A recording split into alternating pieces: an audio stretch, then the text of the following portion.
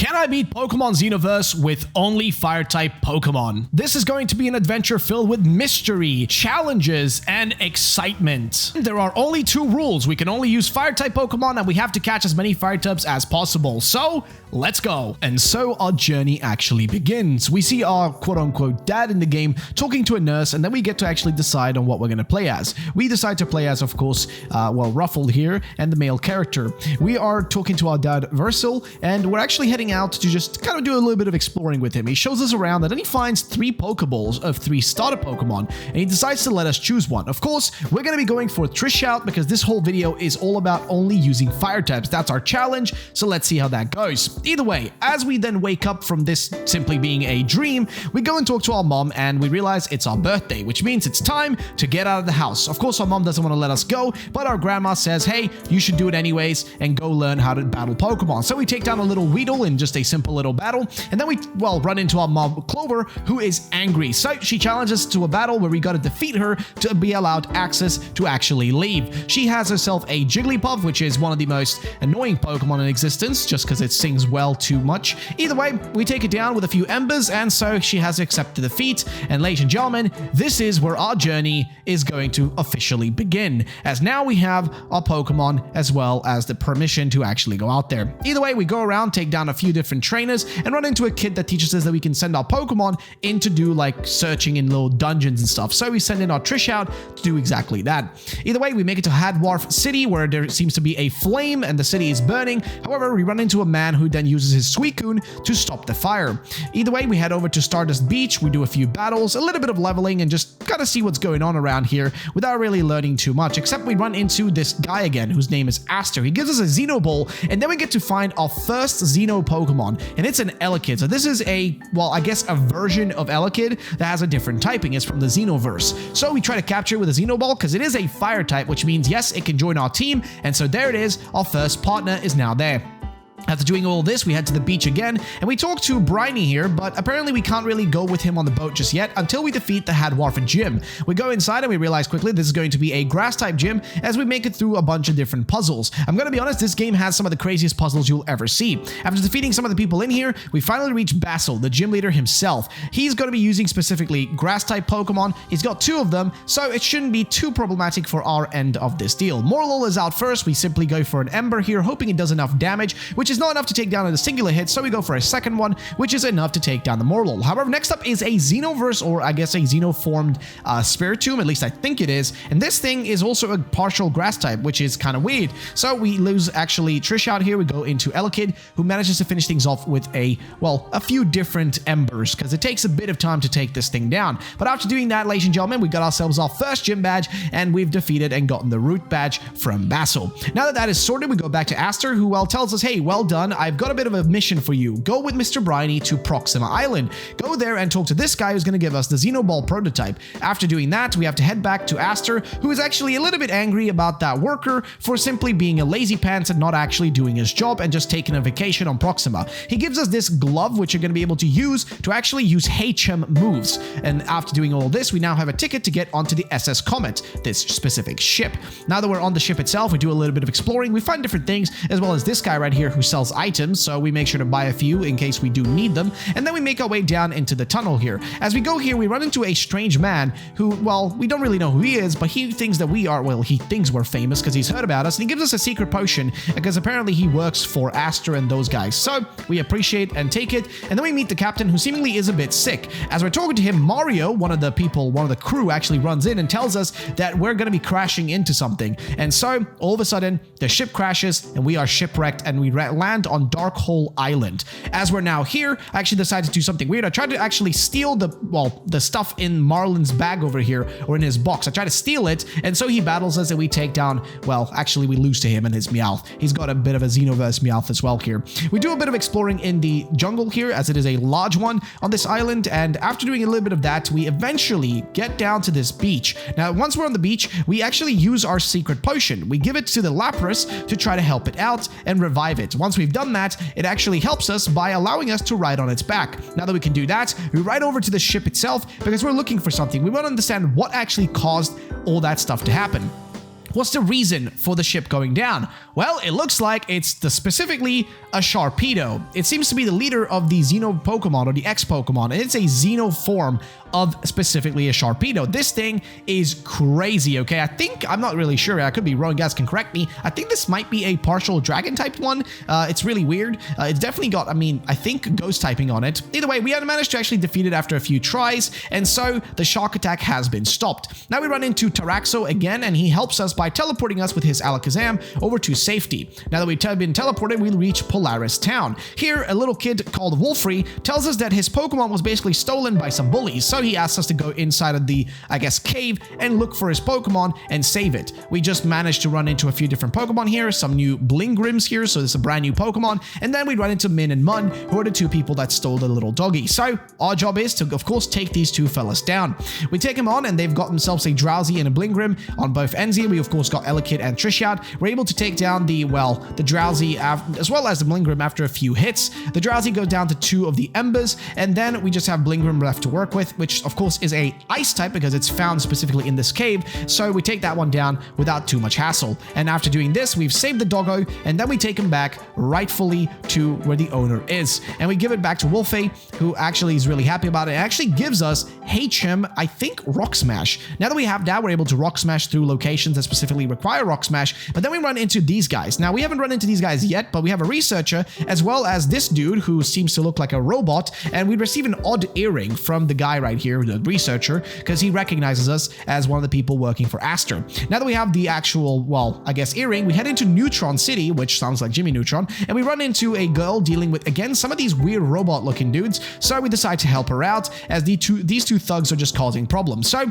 we take them on, and they keep calling us noobs for whatever reason, and it turns out that they are part of Team Dimension, and they're grunts, and they simply just have numbers to their names. We take on the first guy who has himself a Sneasel. We go in for the hit, and we actually take down the Sneasel in a singular hit, which is perfect. Then he also has a Blingrim, which we also take down very quickly with a singular hit. Now, though, these guys are seemingly a little bit angry, so they decide to leave. Now, this city specifically, it's funny that it's called, Neutron, because, yeah, I guess it's become, it comes from specifically that, joke of Jimmy Neutron, neutrons within, science and all of that kind of stuff, as the city has a school in it, a giant campus. So we're gonna have to make our way up to the top of the campus. Well, not the actual school itself, but rather to the top of the library of the place, because there's something happening here, and there's a bunch of these trainers all over the place, or rather these robots are all over the place, these grunts. So we walk around, look around a little bit, run into another battle with another one of these guys who we take down very, very quickly, as he has himself a Grimer, so it's not that difficult to really deal with. As we go for the, we actually got Babble, which is a sound type move. So as you may notice, our Trishout is a fire and sound type Pokemon, so that's perfect as it comes in handy. But nonetheless, we take down the Sneasel and the rest of the team of these fellas, and eventually we make it inside of the giant library campus. And then we run into these two guys who seem to be sort of the admins of this team. All of a sudden, Ginger, the Neutron City gym leader, shows up, and this guy looks like, every, high school teenage, guy ever. Now, we're battling Sergeants Duo A and B. So these guys are literally, the sergeants of this Dimension crew. They've got themselves Poniards, a regular one and a shiny one, which is really cool. But nonetheless, they take us out. They destroy his Halucha, and they destroy our Trishout, which is, a problem to say the least. And all of a sudden, these guys, we would have been totally destroyed if not for us, basically. But nonetheless, that's not the end of the world. We get surrounded by a red color and light, and all of a sudden, we learn that we can actually use that earring, the earring we got earlier, and the Terrestrial ring that was given to us. We can use that to terrestrialize almost, which is really weird to say because that's a thing in Scarlet and Violet, but we're able to terrestrialize our Pokemon and give it a brand new evolution, which is really freaking cool because now we already basically have Trishout evolved into a fully evolved Pokemon, which is really strange to think about, but nonetheless, we've got that. We go for Ember, which is able to help out and take down the Poniards. Unfortunately, not in a singular hit. It takes a few.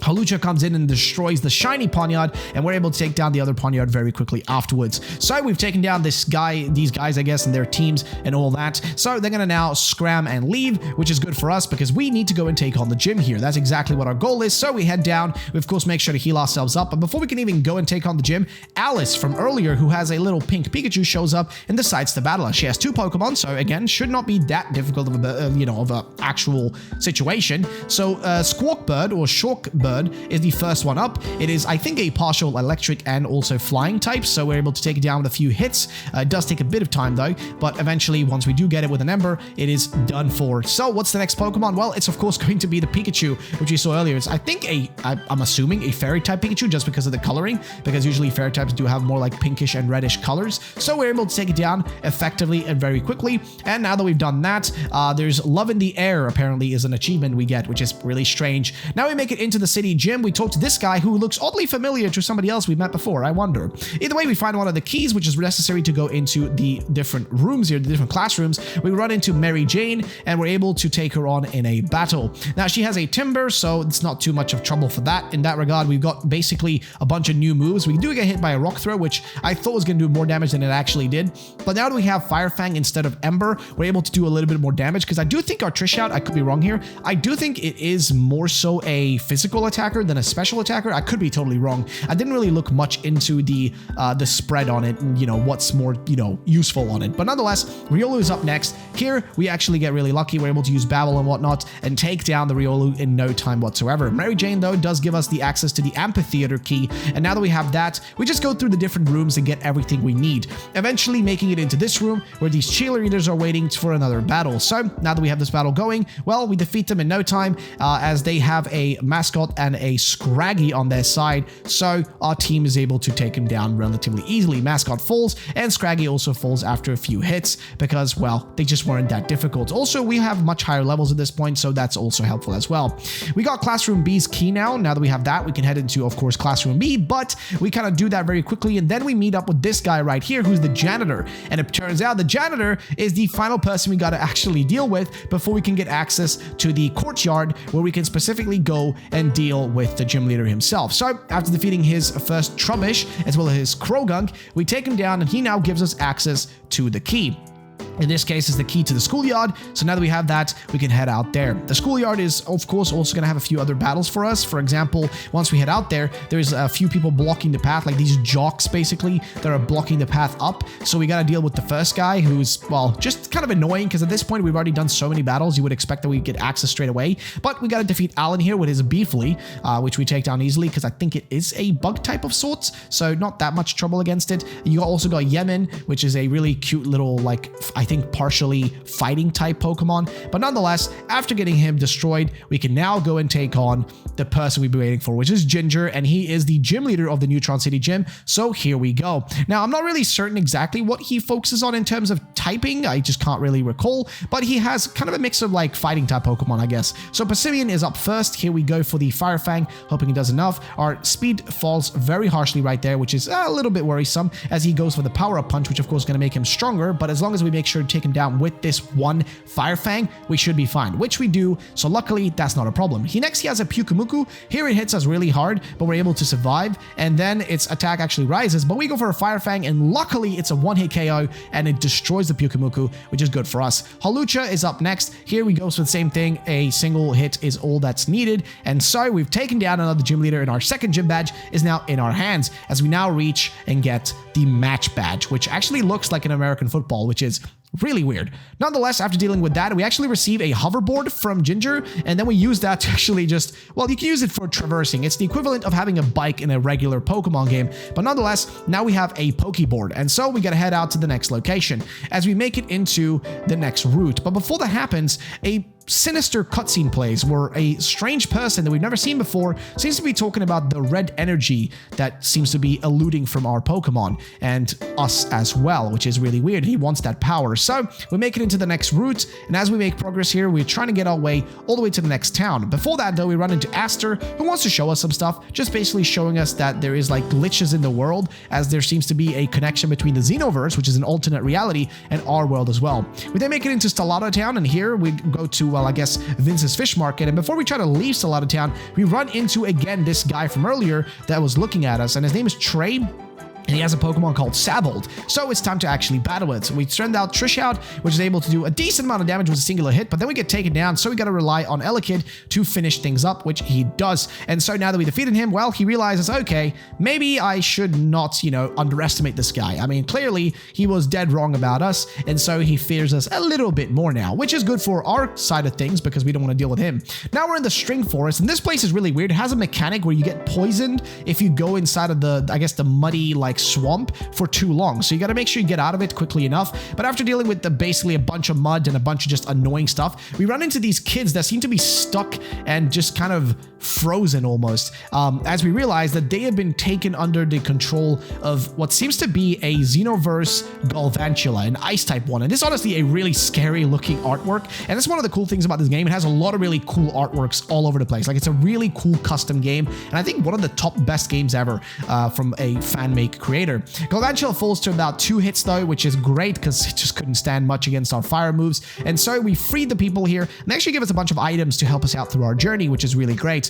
Nonetheless though, now we keep running, and so we make it into Milky Way City. Now this is where we're going to run into some of the biggest problems. Now I initially, when I ran into this place, was really worried about how I was going to handle myself against the gym. It could be a difficult one, all that kind of stuff. But honestly, you just can lose yourself a lot in this game. It's a very large game. The gym battles are very complicated. You're going to be spending a lot of time just on each individual gym battle, more so than you're going to be spending on even just basic stuff like, I don't even know, like just leveling your Pokemon. You're going to be spending a lot of time just exploring the different gyms, which are really crazy. Nonetheless, we're going to be taking on this person right here. So the first challenge they send on to us is a literal Colosseum Druddigon. So this Druddigon, we're in a literal Colosseum, like as if we're back in ancient Roman times. Nonetheless, we take the Druddigon down with the help of our team, which is great, as that means we completed the first challenge, and also that means our Elekid is about to evolve into none else than, of course, a Electabuzz. So now that we have that, we are done with that first challenge, and we receive one of these chalices, or I guess cups, whatever you want to call them. Either way, now that we've done some extra tasks, we had to go get ourselves a fishing rod, which took a little bit of time, but once we got it, now we gotta go and fish up something from the bottom of this, like, I guess, gym lake, whatever you want to call it, which is this weird spoon-looking thing. Now, once we've gotten that, we completed the trial, and now there's only one trial left, which is a giant freaking maze. It takes a while to get through it. It is really complicated, and at the end, we got to battle this guy, Armand. And once we defeated him, we can finally take on Vanilla, the gym leader. Now, she uses what seems to be a combination of Fairy-type Pokemon. So first up is going to be Mimikyu. Of course, because of its ability, we have to hit it a few times because it basically has a free substitute from the beginning. It also has a Slurpuff here, which we can burn on, which is perfect because if any, I guess, physical moves come in, they'll do less damage. Nonetheless, we go for a Fire Punch, which is great. It takes it down. Then we have to deal with this Smeargle. Now, it goes all the way down, gets even burnt, but then it goes for a Draining Kiss, which is really annoying because that, I think, leaves it at just about like enough HP. But luckily for us, though, the burn does come in and he doesn't kill us with the Draining Kiss. So we gotta go and deal with a full heal and then also the Draining Kiss. Nonetheless, after doing all that, we get the Sugar Badge and we've defeated another challenge, which is awesome, man, because it took quite a while. Nonetheless, we go into the next place, which is going to be the Gravity Tunnel. As we reach here, we do a little bit of exploring, but that's not all. We also get our hands on something. As we try to leave the tunnel to look for something else, we find another one of our teammates, Pepe Queno, which is going to join us as another partner, as this is a grass fire type Pokemon. So we add it to the squad, and then we run into some of those like villains again, some of the Dimension Grunts, and Alice shows up to help us out. The Clinks don't really stand much of a chance against us, as we're able to take them down in no time,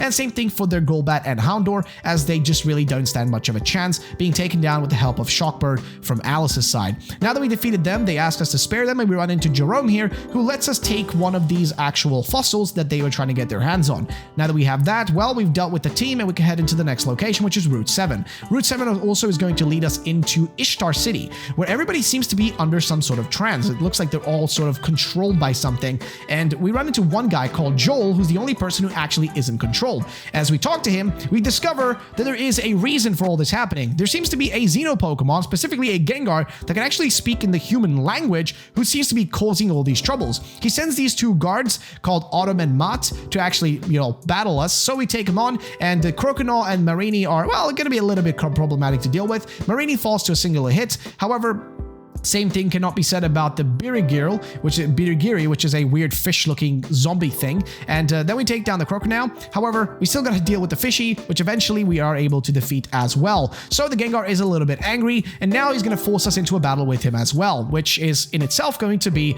a difficult one. This was hands down the second hardest battle in this whole game, which is dealing with this Gengar with a team of only fire types. It was extremely difficult, I'm not even going to lie, but we are able to take him down. First of all, we hit him with the lava plume, which does a lot of damage. We're able to kind of chip off a lot of his health with the help of like just getting the burn, and we also have Leech Seed with our new Pepequeno, our new Pokemon. We're able to Leech Seed him, so we're able to get some HP back every single time, plus the burn is pretty much what saves us in this battle. He goes for Hypnosis, but it doesn't really matter. We're just hoping the burn is enough to take him down, which it ends up actually being. So now we dealt with that annoying Gengar, we finally can, you know, solve this situation and get the citizens back to the normal way they're supposed to be. And that's exactly what happens. And we also run into the gym leader, and yes, it is Nufar. Nufar, she is the gym leader of this whole place, but also the person who, I guess, she's like a queen, I guess, of this whole city of Ishtar. She tells us that if we want to battle her, we got to go and talk to, I guess, her grandpa and give him some sort of delivery and also learn more about the Xenoverse itself. So we head back into the, I guess, I'm not even sure if this was the gravity tunnel anymore, but we head back into the tunnel,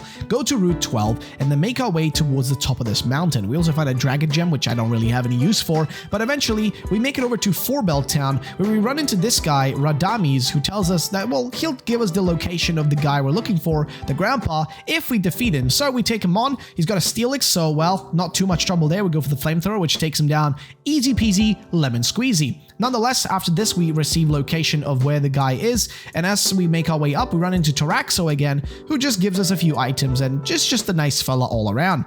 Eventually, though, after doing all this searching, we also find another Pokemon to add to our team, which is going to be Charmander. Yes, the Gen 1 starter, the most probably overrated Pokemon in existence. I love having it in my team. I don't care that it's overrated. Either way, we keep running around. We also run into a chubby Bernie, which is actually another fire-type Pokemon, so we actually capture that one and add it to the squad as well, because, hey, having more is always better. So we add it to the team, and then we head out and also get our Pepequeno to evolve, which is sick because then we have ourselves none else than Scoville, which is a cool-ass Pokemon, dude, and it kind of feels funny because we have a similar Pokemon now for real in Scarlet and Violet. Toxicroak then comes up at us as we have to battle it against this one just random dude.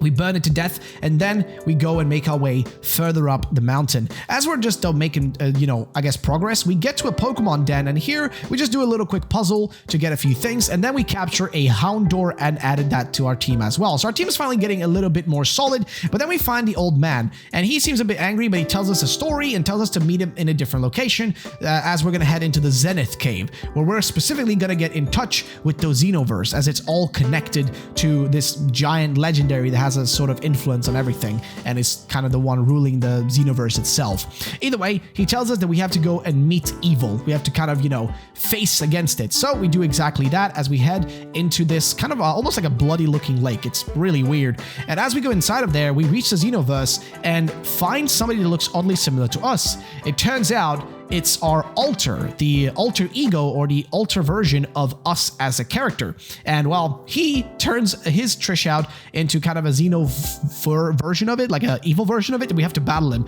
which is really weird. So we take him on to the battle, and well, what does he actually have? Well, he has the Trish out, so here we try to just kind of take it down with a few different hits. He goes for, I think, Babble there, which does a decent amount of damage against our Electabuzz, but fear not, we have Low Kick, which we're able to use, which again does a decent chunk of damage. So about 3 of those hits is what's necessary to take him down. He goes for Babble once again, which is honestly getting a little annoying, but Low Kick is all that we need as we take down the Trish out. So now that we defeated ourself, I guess, which is again super weird, now that we've done that though, he tells us that we are the reflection of his own anger or our own anger and grudge, and that's what causes him to exist. We get a Xenoverse core, which we can use to actually power up our Pokemon, which is exactly what we do. So now Trish out has got another strange form, but this form is not easily controlled. It's actually very angry, and so it runs away from us. So now Trish out is gone, and we have to find it and figure out what to do. So Abraham tells us where to find it, and turns out that the reason it's angry is because, well, we can't control it, and also Gengar is back at it again,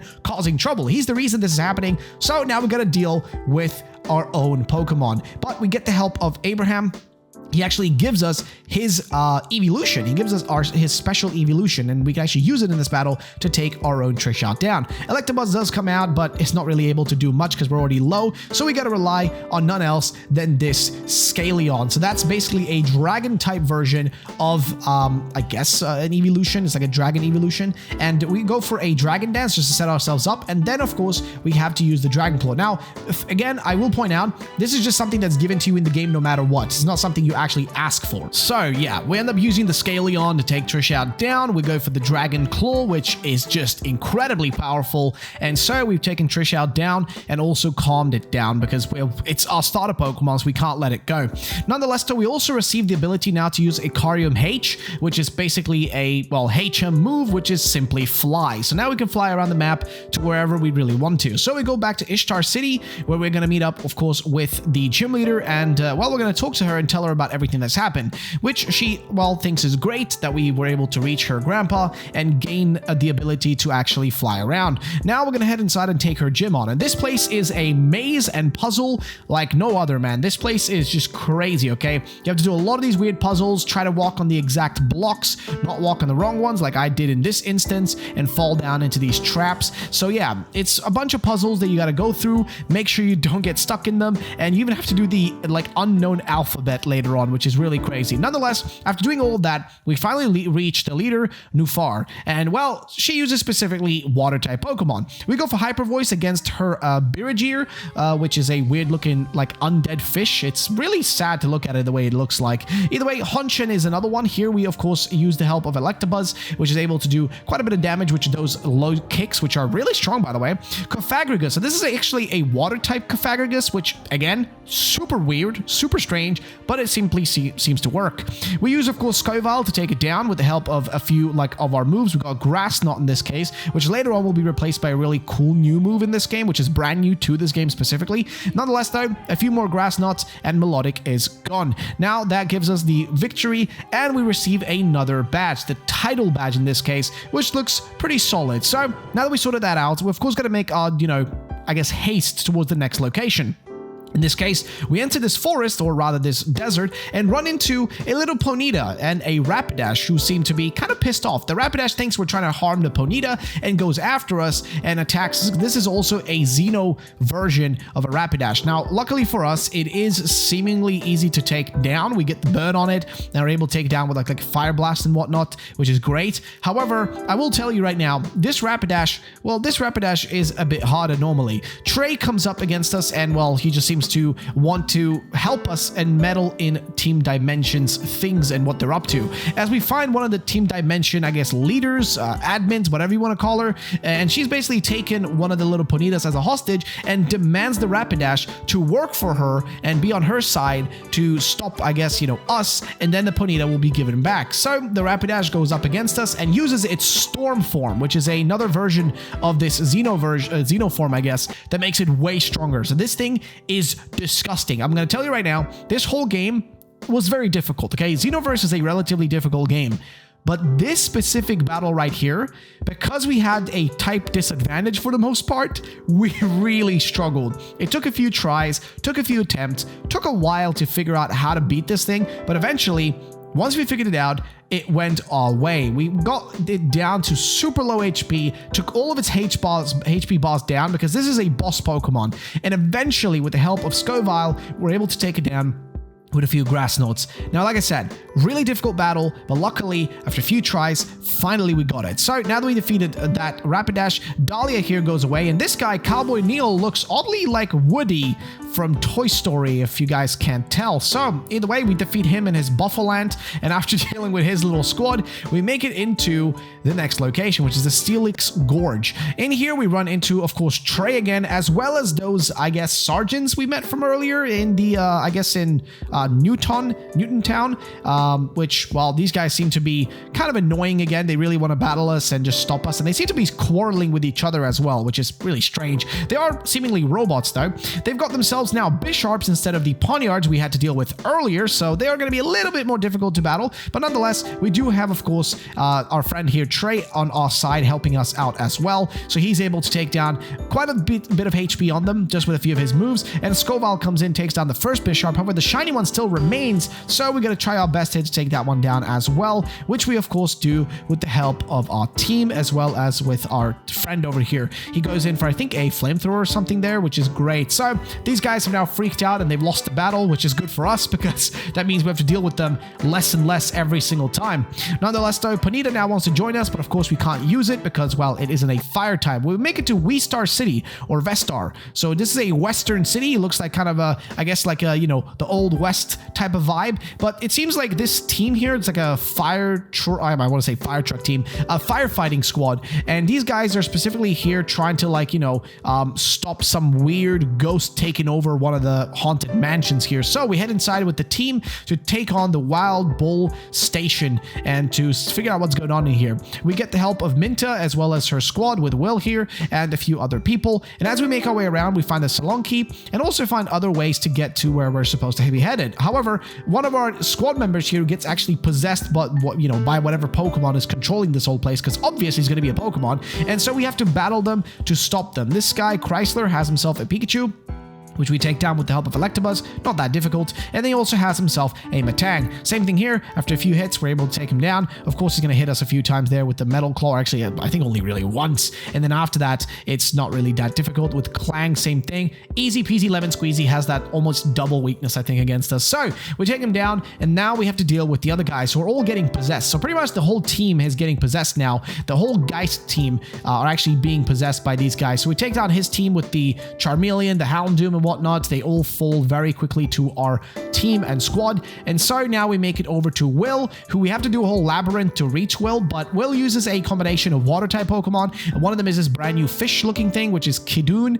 We take this one down with the help of, again, our Electabuzz. I'm gonna be honest, Electabuzz is a godsend and is one of our strongest Pokemon throughout this whole thing. Then we gotta, of course, take on Minta with Buster, the giant freaking Snorlax, who looks really badass. I don't know, man, Snorlax is one of those underrated Pokemon where I feel like Charizard makes it, like, you know, I feel like because of Charizard, Blastoise is really overlooked. Nonetheless though, now we make it up and take on the boss Pokemon. We take it down relatively quickly, get the Dread Pendant, and then make it back to Chrysler and the other guys, as we now get access to the El Purgatoria, which is specifically the Purgatory. This is the next gym where we're going to be able to find ourselves a lot of stuff. Now, this place takes a while. The puzzles here are complicated. It takes a while to figure out what to do. You got to figure out exactly what everybody, like all these weird answers, type out Ecruteak City, and just do these weird invisible like walks. There's just a lot of things in here that are just really complicated and kind of unnecessary, but it does make for an interesting gym,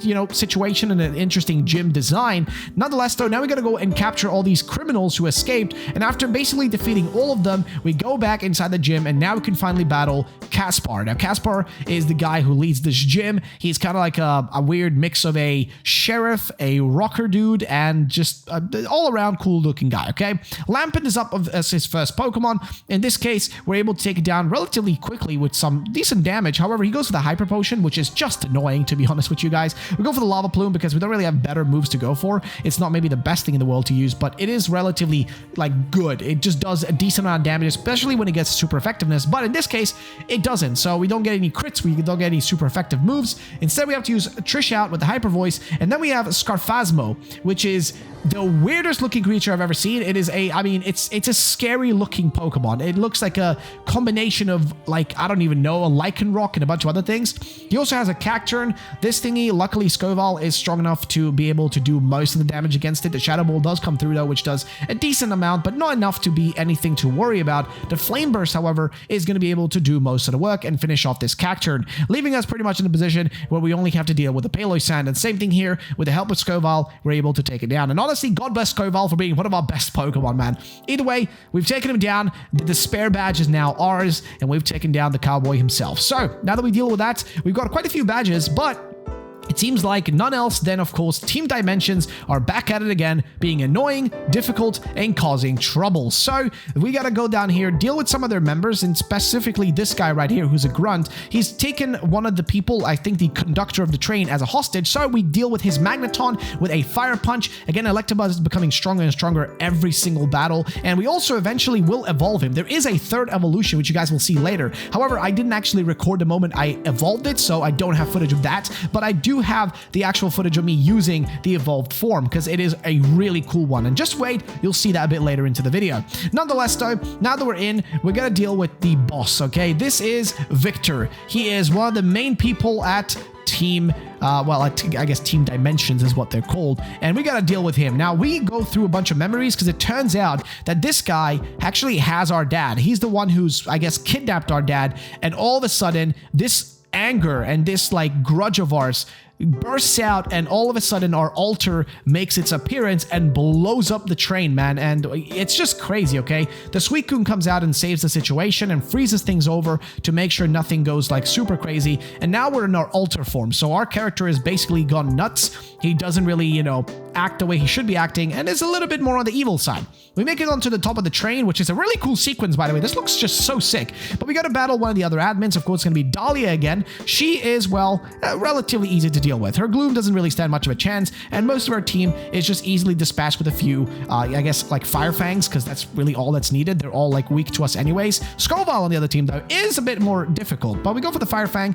which is able to take him down and finish him off. However, we now got to deal with Victor, and he sends out his Tyranitar, which is a Xenoform that I think is a bug type, just based on the design looking kind of like a bug. So either way, everything goes to shit here. It all explodes, and when we wake up, well, we are no longer on the train. We wake up in a alternate dimension. We meet up with our altar, who seems to be a bit pissed. I mean, he seems a bit confused about where we are. He's happy that he was able to actually take over and control us, but it's not the end of the world. We get back to the reality, and we're no longer controlled by our altar. So now that we're back here, we just simply run into Gengar again, and this guy is getting really annoying. Okay, this Gengar keeps appearing all the time, keeps making trouble, keeps being a pain in the buttocks, but it doesn't matter because we make it to Hyphelion City, and here we run into the city, like actually the gym guy. This guy is basically the dude who shows you around in every gym and explains what you need to do, and again, he looks, again, really oddly similar to our dad, but nonetheless, though, he tells us about a banquet, a food banquet. We go there, but we don't really eat anything. Everybody else does, though, and so when we go to the concert in the city,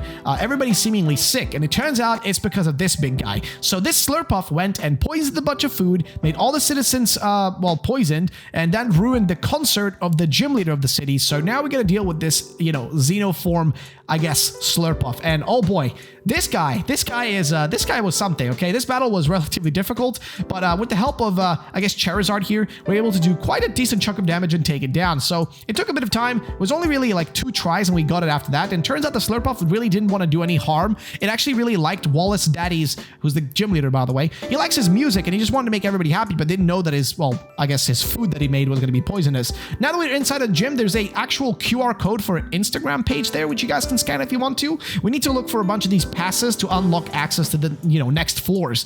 We go around and punch a bunch of people in a giant crowd, and then after doing all this, we battle a bassist, and, well, she's going to give us the next pass that we need. Actually, we need to battle all the guys on the stage here, but the bassist is the first person we go up against here. First up is going to be the Cricketune, easy Fire Fang, not too much of a trouble, and then there is also a Bremond, and also this gym specifically focuses on sound type Pokemon, as you may notice by all the, you know, music references. Our Houndour evolves into a Houndoom, so yes, we have a Houndoom in the squad. Houndoom is such an awesome looking Pokemon, man. Shout out to Gen 2, actually had some of the coolest Pokemon designs. Either way, now that we made that done and dusted, we make it to Wallace Daddy, who is the gym leader of this place, and his whole, like, room there, his whole studio is made out of gold, which is, wow, that's pretty nuts. Either way, he starts off with an Arbok. Here we go for, I guess, a Fire Fang, just hoping he does enough damage, which it doesn't. We also get poisoned, but a second Fire Fang is enough to take him down. So we do have the poison on us, though, and then we go up against Noivern. Here we go for the Fire Fang again. Honestly, against Noivern, I probably should have gone for something else.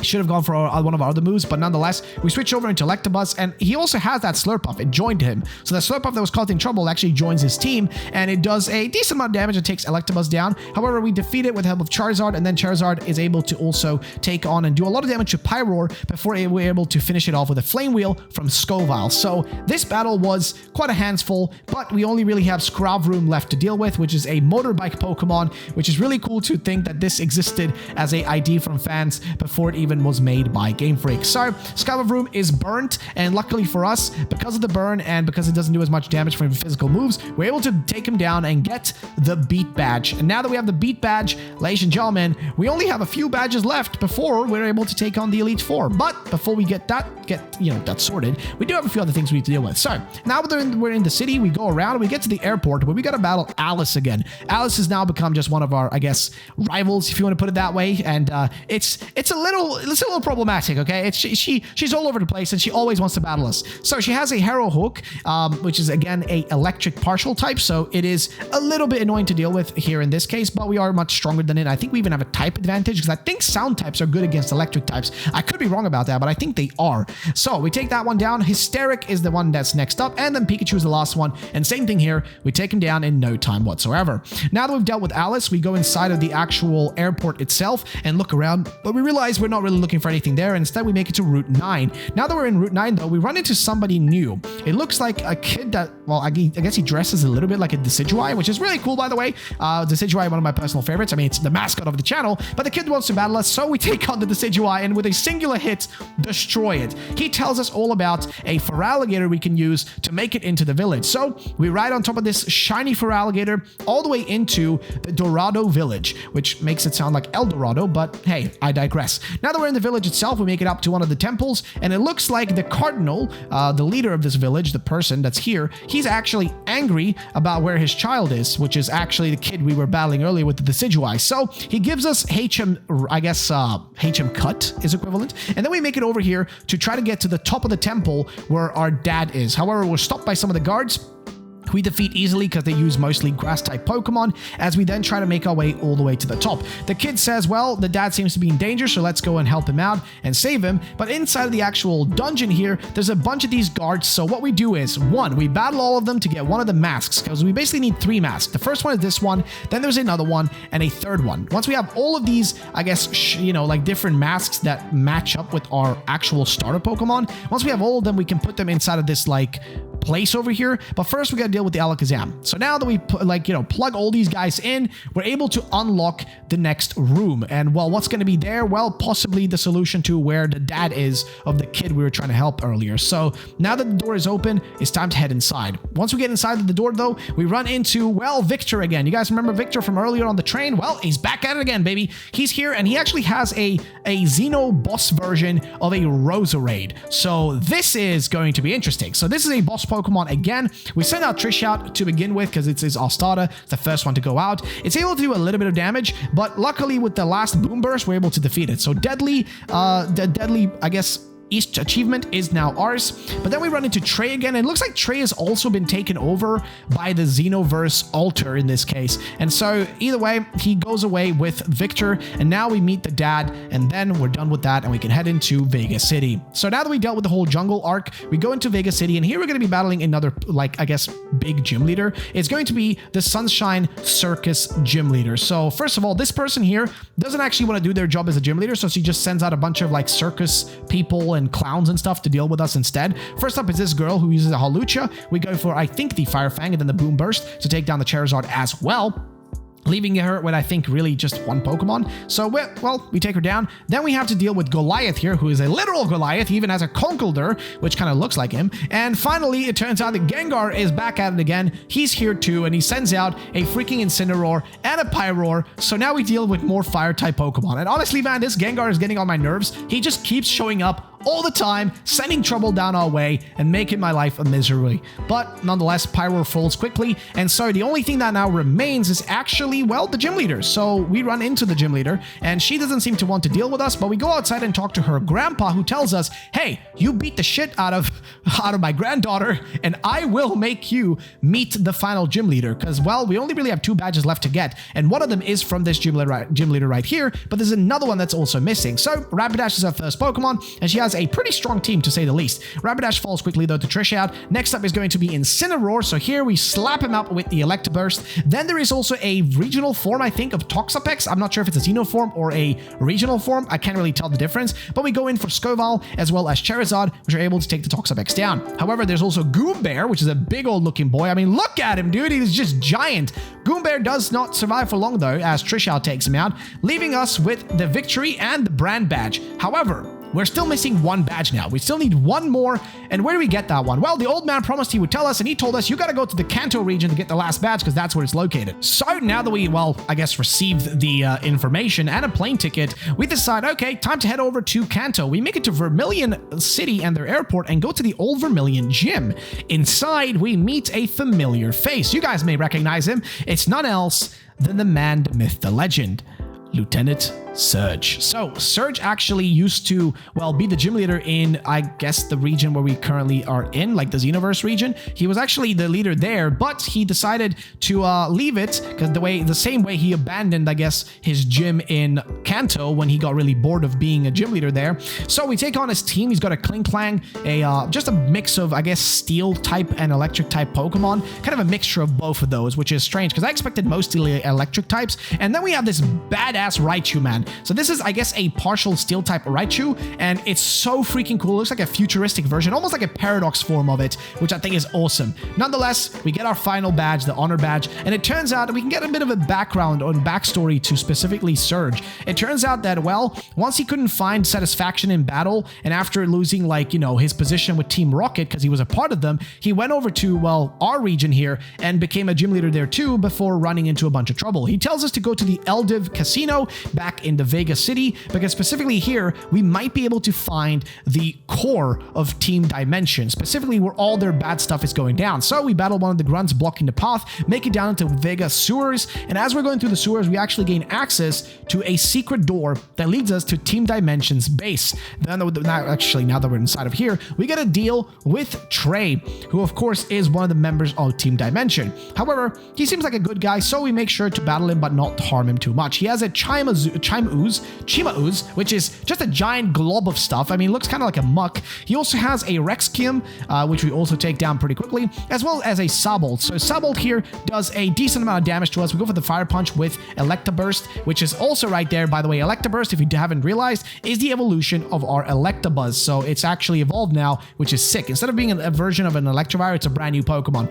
Rapidash is up next here, and it does a decent amount of damage. It's the same Rapidash we dealt with earlier. However, it is burned, so that's kind of on our side here being really good because it's enough to take it down. So we get the victory there pretty easily. And also, Trey goes back to normal. He's no longer got his altar in control, and he actually decides to join our side. He's actually on our side now as Aster and Alice both show up, and now we head inside of the base. And this was a long time, okay? This took a long time battling through all these grunts, all these people, making it all the way to the end to take on Victor and help Aster out in this battle. So, gotta be real, this battle was actually pretty hard. So he starts off with the Kricketune. We're able to take that one down pretty easily because, of course, we are going to be type advantaged here, which is great. However, he also has that freaking Tyranitar, which we do a lot of damage to, but we also lose our Trish out there in that battle, and I don't even know if I have enough heals here to actually take it, but Scoval comes out and destroys it. Then there's a Malamar as well, and here, same thing. We destroy it with a bunch of Fire-type moves, and then at the end here, we also take on a Hypno. However, the Hypno misses its attack, and then we hit it with a Flamethrower, which does a decent chunk too, and defeats it, leaving him now with an Egorgion, which is, I guess, also an evolution form. I could be wrong. It's a really weird looking Pokemon. It's like a bunch of tentacles and stuff. Nonetheless, though, we defeat it, and now he tells us you can go meet your dad because he's been held captive. Well, at least that's what we thought. When we find our father, he doesn't really look like he was a captive. He looks pretty content and pretty normal. And that's because our dad in this game, well, he is the villain. Yes, so it turns out our papa was actually the villain, but that's not even all. There's even more.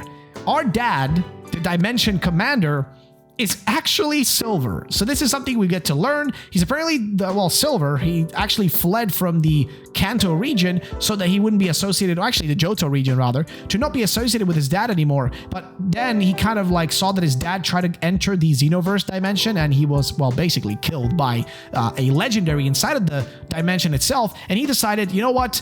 This is angering me too much. I want to do something about it. I want to stop whatever, Pokemon exists on the other side, because something that powerful just shouldn't exist. So in this battle, we have to take him down. We defeat his Feraligatr and his squad of Pokemon. He even had an Entei, if you guys noticed, which is crazy. But he also has a Mega Weavile, which is really cool. I like that it's like face mask basically just goes down and makes those like eyes look so menacing and like cool with the yellow color. Just looks awesome. Nonetheless though, we are able to defeat him, and he just realizes, okay, well, my kid is very strong, but I'm doing this so that nobody else gets harmed. And then he sends out a Mewtwo form that is nuts, man. And this Mewtwo actually came to him and protected him specifically because he has a connection to Giovanni, because he's his son. So the Mewtwo is relatively difficult, but we get really lucky because we have this Houndoom, and luckily for us, the Mewtwo has a lot of moves that just can't affect us, okay? We are a dark type, so we're just really lucky that we're able to survive a lot of these hits here, where it tries to go for moves that just don't affect us. Like Fire Punch in this case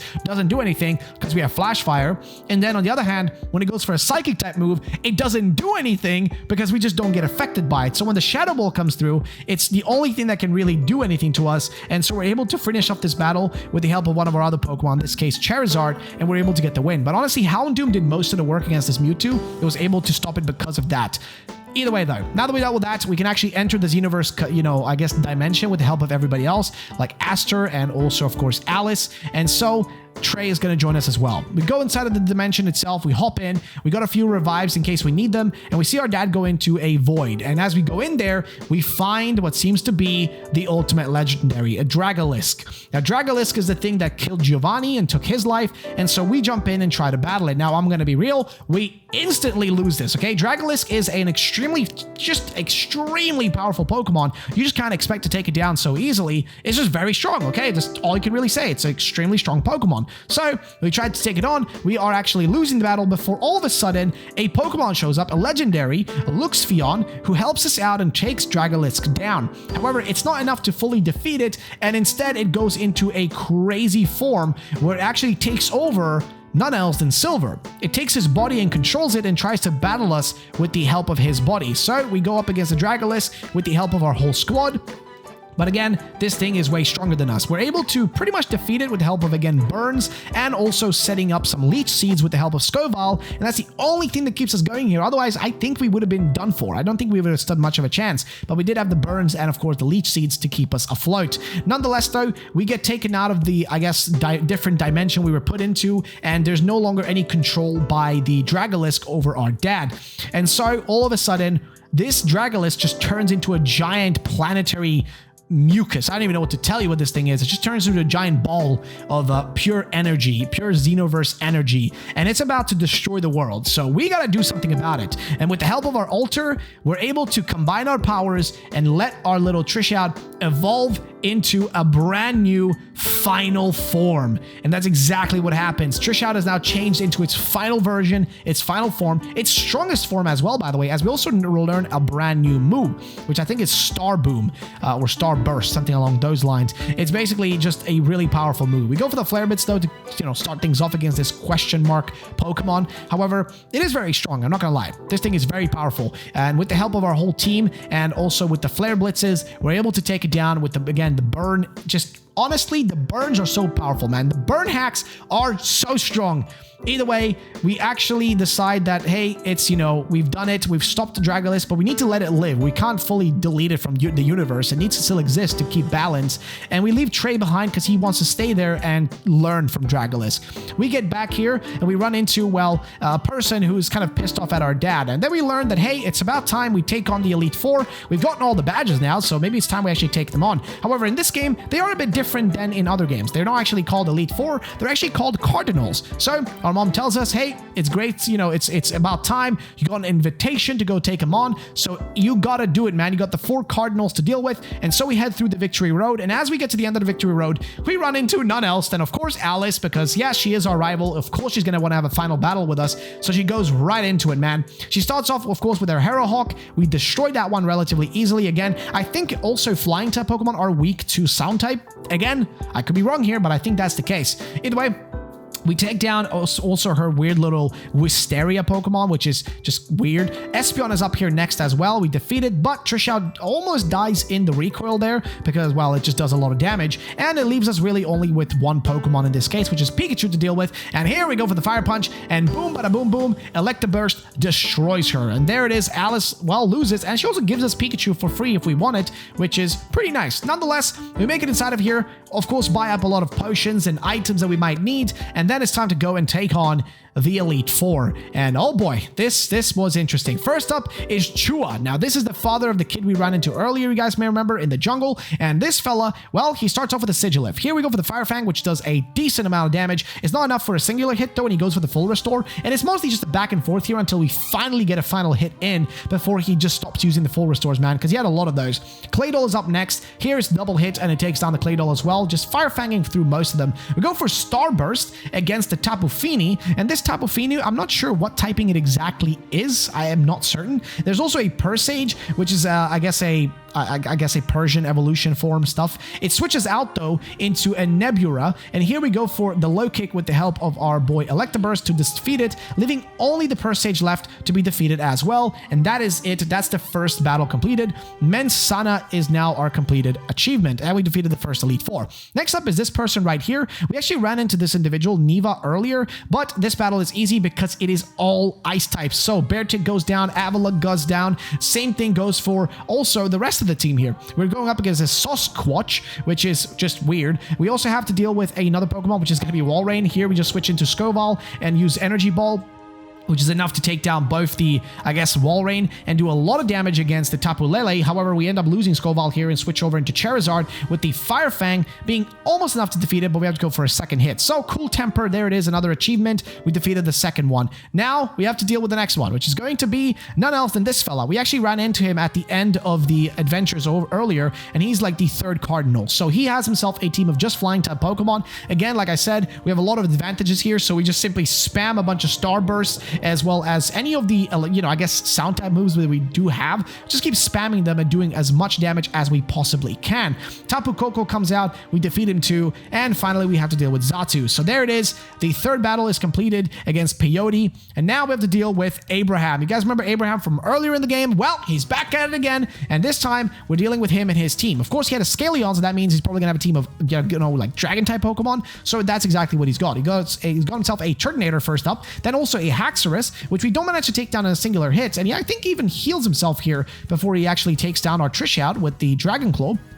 But fear not, because we got Charizard coming out with, I think, Dragon Breath, which is just so strong, man. Even against a Scaleon, it does a lot of freaking damage before the Poison Jab comes in, but that doesn't really, kill us, and he also switches it out and goes in with the Dragonite instead. We're able to do a little bit of damage, but not enough to defeat it in a singular hit, and then he goes for the Dragon Rush, which defeats our Charizard. But fear not, Electabuzz still exists. We try to use him, but he's not able to do much, so instead we got to use our Trishout again after, healing it up, and then we go in and destroy the Scaleon, the Dragonite, all of them just fall in the hands of our teammate here. And Tapu Bulu is the, I think, almost final Pokemon to deal with here. We're able to take it down with a bunch of hits, and there you go, ladies and gentlemen. We've taken down the Dragon Slayer achievement, and so there's only one person left to battle as we enter the Void, and we go all the way to the top to meet Aster. Yes, the, I guess, professor of this game is also the champion, the Lumen, as he's called. He's got himself a Meganium. We kick things off here with Trishout, of course, who turns into his changed, ultimate form in this case. We go for the Flare Blitz because we want to make sure we get that one-hit KO, which is exactly what we do get. Meganium falls relatively fast. However, there's still other Pokemon to deal with. One of them is Drampa. Here we switch over into a Pokemon we haven't really used much, which is Chubby Bernie. In this case, we go for Sugar Rush, which is a Fairy-type move, which is able to defeat him. Myomute is the next one. one coming out. This thing, though, actually switches. So he switches out into his own Electabuzz. And now it's just a battle of the Electabuzz. So just spamming moves against each other until one falls. Eventually, though, he does lose it. And then he has a Suicune with a Mega Suicune form on it that we go up against. We go for Scoval and do a lot of damage with a, I think, Energy Ball, as well as a Red Hot Chili Pepper move that we have, which is a brand new one in this game. However, eventually we defeat him, leaving only the Mute as well to deal with. And then, of course, the Electabuzz finally gets finished off with the help of us, with Grudako being the last one. And ladies and gentlemen, that's pretty much the last Pokemon in his squad. And so, we finished the game.